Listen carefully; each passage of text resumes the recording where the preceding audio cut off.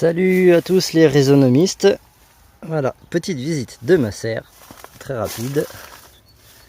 Voilà, on va aborder un petit sujet entre guillemets de réflexion générale. Voilà. Hop. Et donc, comme je vous l'ai indiqué dans ce titre un peu putaclic, 100% de ce qui est ici ne peut être consommé par des végans. Oui, il y a des fruits et des légumes que les végans ne peuvent pas manger. Incroyable, hein? Et pourtant, tellement vrai. Alors, ici, donc c'est mon petit potager qui ressemble à plein de potagers bio, permaculture, agroécologie, appelez ça comme vous voulez. Voilà, donc cultivé avec 0% d'intrants chimiques de synthèse issus de l'industrie agro-chimico-pharmaceutico-alimentaire. Voilà.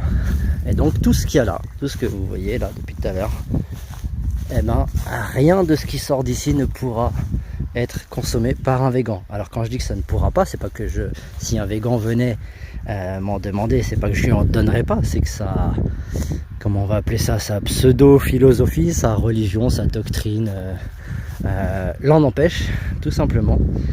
De même que un musulman ne mangera pas de porc, ou un juif ne mangera pas de viande cachère, ou je sais plus quels autres animaux, et ben un végan ne peut pas manger les fruits et les légumes qui viennent, que ce soit de mon potager à moi ou de toute en fait culture bio.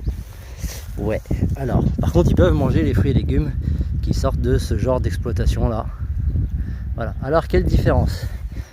Eh ben, ici par exemple, alors je vous invite d'aller voir, une vidéo de la chaîne Ma Ferme Autonome ou de Je suis pas végan, ils vont donner un peu plus de détails. Mais ici, pas de chimie industrielle, pas de trucs de synthèse, et donc on préserve la vie du sol. Or dans le sol il y a des milliards d'êtres vivants. Et si on compte seulement les animaux dans ces êtres vivants, rien que là sur mon petit bout de terrain, il y en a des centaines de millions, peut-être même des milliards. Voilà. Or les végans sont contre non seulement la souffrance animale, donc c'est pas des gens qui se contentent d'avoir un régime alimentaire végétalien, c'est des gens qui sont contre l'exploitation. Alors exploitation, faut y mettre des guillemets, c'est selon eux, hein, l'exploitation des animaux par des animaux non humains, attention, faut préciser, par les animaux humains. Donc nous parler, petite info pour les végans, je vous donne un petit peu de culture, ça ne fera pas de mal. Un animal humain, ça s'appelle un Homo sapiens sapiens. Donc c'est pas la peine d'inventer des nouveaux termes, voilà. Donc l'homme est un Homo sapiens sapiens. Pas besoin d'inventer animaux non humains, mon cul sur la commode. Bref. Alors, pourquoi les végans ne peuvent pas manger ce qui pousse là? Alors qu'on vient de voir que ce qui est ici respecte beaucoup plus la vie animale, puisqu'on ne tue pas la vie du sol, on ne tue pas d'insectes dans mon potager et dans la plupart des agricultures biologiques non plus. En tout cas, on essaie d'en tuer le moins possible. Ou si c'est le cas, c'est pas volontaire, on va plutôt mettre des répulsifs naturels pour les empêcher de venir, ou les empêcher de devenir envahissants. C'est-à-dire que moi, il y aura des pucerons, mais je fais en sorte qu'ils prélèvent leur part, je prélève la mienne. Voilà, on vit en bonne attente de voisinage. Donc je vais pas aller les exterminer, parce que exterminer les pucerons, ça veut dire tuer des fourmis, parce que les fourmis par exemple, ce qu'elles font, alors là on le voit pas encore, mais elles prennent les pucerons, elles les emmènent dans des arbres fruitiers. Voilà, tiens, elle doit être en train de préparer le terrain, elle. Je sais pas si on l'a vu. Voilà, il y a une fourmi là qui se balade. Et donc elles prélèvent des pucerons, elles les emmènent sur des arbres fruitiers et elles font de l'élevage, mais littéralement de l'élevage. Elles élèvent les pucerons et elle les traite, entre guillemets, elle traite les pucerons pour leur extraire je sais plus quelle substance dont elles vont se nourrir. Du coup, elle protège aussi les pucerons contre les coccinelles et d'autres insectes prédateurs des pucerons. Voilà, donc c'est littéralement de l'élevage, comme le feraient les Homo sapiens sapiens, les humains, nous. Bref, voilà. Alors, du coup, ici on voit qu'on préserve beaucoup plus la vie parce qu'on n'extermine pas les insectes, en tout tout cas quand c'est fait de manière involontaire, tandis que là-bas on les tue volontairement avec des insecticides, des pesticides, etc. etc. Voilà, alors du coup, le vegan il devrait d'autant plus pouvoir se nourrir là plutôt que là-bas. Et ben non. Pourquoi? Bah regarde, par exemple, déjà j'ai un chien. Bon, du coup, si elle continue à faire la con comme ça, même moi je vais rien pouvoir bouffer. Va là-bas. Et l'autre différence, ce qu'il faut savoir, c'est que n'importe quel végétal a des racines, et c'est par ces racines qu'il va extraire la matière dont il a besoin pour fabriquer son corps, sa structure, ses feuilles, etc. Et il va se servir de l'énergie du soleil pour faire de la photosynthèse et donc transformer tout ce qu'il va puiser dans le sol avec ses racines en structures diverses et variées. Or, ce qui puise dans le sol, c'est essentiellement donc des ions, des atomes, en particulier de l'atome, de l'azote, du phosphore. Or, tous ces trucs-là, comment ils se retrouvent dans le sol? Ils se retrouvent dans le sol simplement parce que dans le sol, il y a plein d'êtres vivants. Donc il y a plein de micro-organismes, des bactéries, des levures, des champignons, donc des levures, des moisissures, et aussi des insectes et des arachnoïdes, donc tout ce qui est acarien, araignée. On va ici trouver plein de mille-pattes et autres bestioles. Bref, et donc ces bestioles-là, leur déjection contiennent tous les éléments dont les végétaux ont besoin. Mais les déjections de ces animaux-là, s'ils ont des déjections, c'est parce qu'ils ont mangé. Et qu'est-ce qu'ils mangent? Ils mangent les végétaux morts. Donc certains sont spécialisés pour transformer les végétaux morts en tout petits morceaux qui vont donner un sol souple, aéré. Et leurs excréments va donner de la nourriture aux arbres. Et d'autres bestioles du sol vont eux être spécialisés à dégrader plutôt les cadavres d'animaux et les déjections des plus gros animaux qui vivent à la surface de la terre. Voilà. Et donc pour faire pousser une plante, tu as besoin de cadavres d'animaux ou au moins de leur déjection. Voilà. Donc tu ne peux pas faire un potager comme je fais ou comme on fait dans le bio sans exploiter, selon les végans, des animaux. Par exemple, moi, pour que ça pousse chez moi sans mettre de produits phytosanitaires, je déteste ce terme sanitaire, on a l'impression que c'est propre, donc sans mettre de produits cancérigènes et exterminateurs, il me faut des poules par exemple. Je n'ai pas mis des chèvres parce que ça prendrait trop de place et ça détruirait trop l'environnement dans lequel on vit. Hop, voilà, et elle serait pas bien au final, donc on est resté sur du gallinacé, du palmipède. Et donc tous ces animaux là, on leur offre protection, tu vois, il y a des murs, il y a des grillages, il y a des chiens de garde pour les protéger d'autres prédateurs. Elles ont de la nourriture à volonté, donc elles sont totalement libres dans ces 1300 et quelques mètres carrés. Voilà.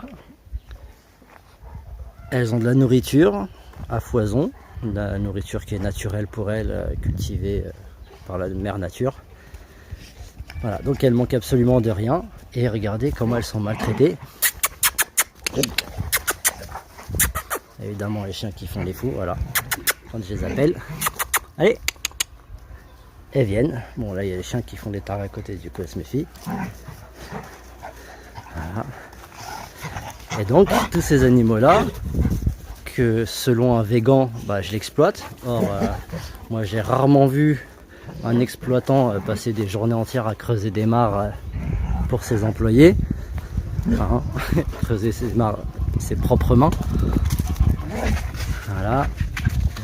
Faire des chemins, planter, organiser la protection, etc. etc. Voilà, donc en gros ces poules, je leur fournis protection, alimentation, et en échange, elles me fournissent œufs, chair et évidemment surtout leurs excréments qui me servent d'engrais, de nourriture pour toutes les plantes, toute la végétation qui pousse.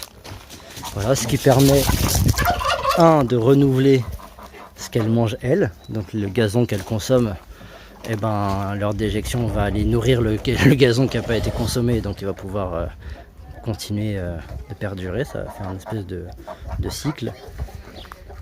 Et je récupère donc leurs fientes, donc je leur donne aussi de l'hygiène, je nettoie les endroits où elles squattent. Alors ça c'est toujours ouvert, hein. On ne le ferme jamais, c'est leur pondoir, dortoir, voilà.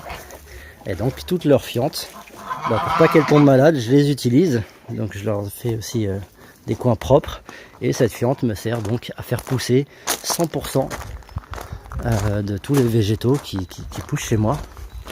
Et vu que j'utilise du coup les fientes de ces animaux que j'exploite selon les végans, alors que selon une personne sensée qui a écouté son cours de SVT en 5e, ce qu'on fait c'est pas de l'exploitation animale mais c'est de la symbiose. On se rend service les uns les autres, tu vois. Complètement starbée elle. T'es possédé toi, hein. Voilà, 6 mois, 35 kilos, 62 cm au garrot. C'est un monstre celle-là. Voilà. Donc absolument tout ce qui est là ne peut pas être consommé par des végans. Ça peut être consommé par des végétaliens. Voilà. Et d'ailleurs, bon, les végans déjà à la base ils mangent pas de miel.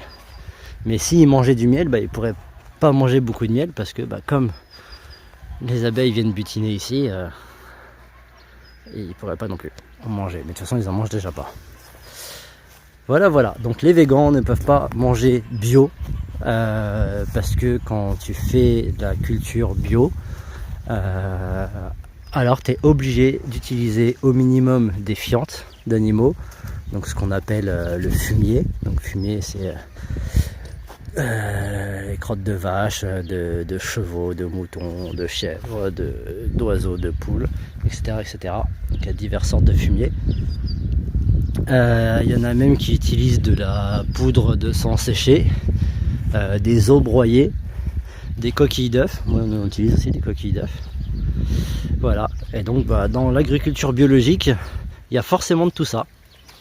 Voilà, il y en a qui utilisent peut-être aussi d'autres choses plus synthétiques, mais ils utilisent forcément des engrais issus d'animaux. Alors, et en plus, tous les animaux ne sont pas traités comme les miens, hein, donc t'imagines bien que les gros agriculteurs bio, ils regardent pas forcément comment ont été les vaches de qui ils ont récupéré le fumier par exemple. Bref, donc les végans ne peuvent pas manger bio, tout simplement. Les végans sont donc obligés de favoriser les grands champs de déforestation, de monoculture, comme on voit là en arrière-plan.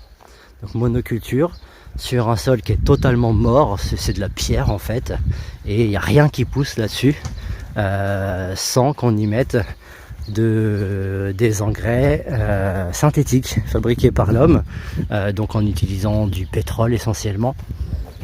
Voilà, donc avant d'aller pleurer sur les pets des vaches qui font du méthane, faut se rappeler que les vaches ça existait avant qu'on les exploite, hein, avant qu'on les élève, et il y avait autant de vaches dans la nature avant qu'on les sélectionne, etc. Il y en avait autant dans la nature qu'il y en a dans les élevages. Donc le bilan gaz à effet de serre, il est quasiment nul. Hein. Pareil pour les autres mammifères qu'on élève.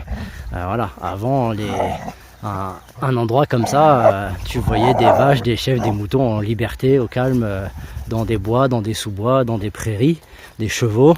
Voilà, et il y en avait autant, peut-être même plus que tout ce qu'on élève sur toute la planète. Donc, et ceux qui vivaient en pleine nature avant qu'on les élève, flash info, breaking news, ils pétaient aussi, tu vois. Bref, donc l'alimentation végane est celle qui produit le plus de gaz à effet de serre, au-delà de la pollution des sols, des nappes phréatiques et donc de l'eau potable. Voilà. C'est pour ça d'ailleurs que à peu près la plus grosse majorité des végans vivent dans des petits appartements, dans des très grandes villes, parce que tu peux pas vivre au contact de la nature et être végan, c'est impossible, parce que tu sais que leur idéologie ne tient pas debout, que ça n'a pas de sens. Voilà.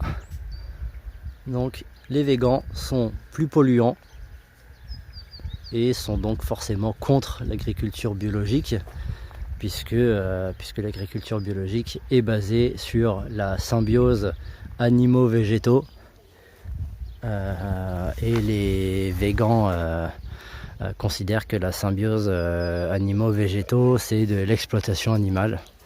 Voilà. Et dans les plus névrosés d'entre eux sont même pour que l'humain empêche les lions de tuer des gazelles, par exemple. Voilà. Donc pour conclure, balancez cette vidéo aux végans, ça va leur plaire. Et puis ils viendront mettre plein de points rouges et plein de commentaires. Et comme ça fera grimper un peu la chaîne, ce serait cool. Comme ça on pourra faire des lives. Ouais, j'ai rien de particulier contre le végan de base, hein. Seulement leur tête d'affiche là qui sont complètement starbées selon moi. Il serait mieux d'aller voir un psy plutôt que de nous emmerder. Elle est complètement folle elle aussi. Voilà, exploitation animale, souffrance animale en live. Laïka, viens. Oh, elle a obéi à son ordre. Il l'a dressé, c'est de l'exploitation, c'est du dressage. Allez, saute. Allez, ouais, hop pas. Voilà. Et au passage, tu vois, mes poules, le grillage là, il sert à sécuriser aussi moi, parce que ça, je sais où sont mes enfants. Ce grillage protège mes enfants des pédophiles, de je sais pas quoi d'autre. Voilà, donc tu vois, mes poules ont droit au même niveau de protection que mes enfants quand même. Waouh, stylé. Oh là là, il a dit non au chien. C'est un suprémaciste humaniste. Il se croit supérieur à l'animal. Ah, j'en peux plus des végans. Allez, je vous laisse là-dessus, la vidéo est assez longue comme ça.